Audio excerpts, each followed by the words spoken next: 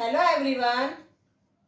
अध्याय 2 संसाधन के रूप में लोग का नेक्स्ट टॉपिक मनुष्य में स्त्री व पुरुष के आर्थिक क्रियाकलाप।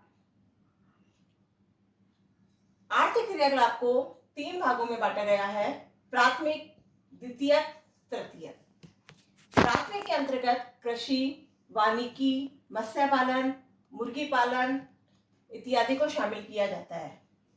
द्वितीय क्षेत्र में वीर निर्माण संबंधी क्रियाओं को शामिल किया जाता है, जिसके अंतर्गत कोई भी चीज जो कच्चे रूप में होती है उसको निर्मित रूप में अर्थात उपभोग के रूप में बनाया जाता है। तृतीय क्षेत्र में बीमा, बैंकिंग, ये जो पर्यटन सेवाएं हैं इत्यादि को शामिल किया जाता है। इन तीनों ही आर्थिक क्रियाकलापों से वस्तुओं और सेवाओं का उत्पादन होता है और देश में राष्ट्रीय आय में मूल्य संवर्धन होता है।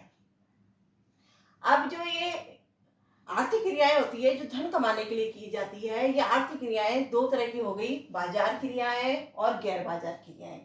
बाजार क्रियाएं वे होती है जो बाजार के अंतर्गत संपन्न होती है, जैसे लाभ या वेतन कमाने के उद्देश्य से जो क्रियाएं की जाती है। अब जैसे लाभ कमाने के लिए कोई व्यक्ति है, किसी कंपनी को खोलता है और कंपनी में अपने यहाँ पर कोई कर्मचारी रखता है तो उसे पारिश्रमिक का भी भुगतान किया जाता है और इसके अंतर्गत वस्तुओं सेवाओं का उत्पादन किया जाता है।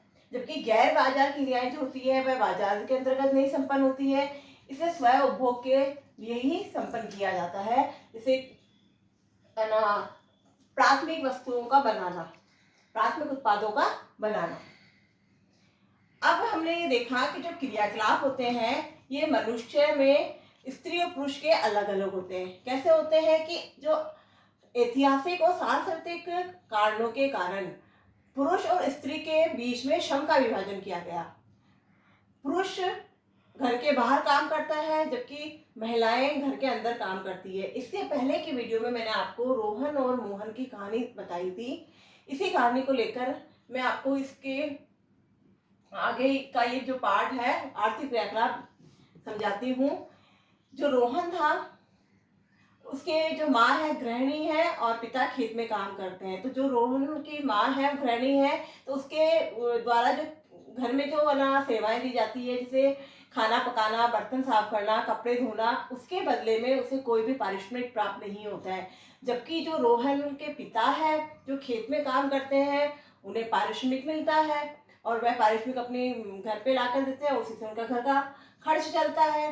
तो ये यहाँ हमने समझा कि जो क्रियाकलाप होते हैं उन क्रियाकलापों में अगर ऐसे क्रियाकलाप जिससे कोई आर्थिक क्रिया होती है तो उससे हमको धन प्राप्त होता है। जबकि जो रोहन की माँ है जो गृहिणी है उसके द्वारा क्रियाकलाप हो रहे हैं, लेकिन वो क्रियाकलाप कैसे हैं, आर्थिक क्रियाकलाप नहीं है।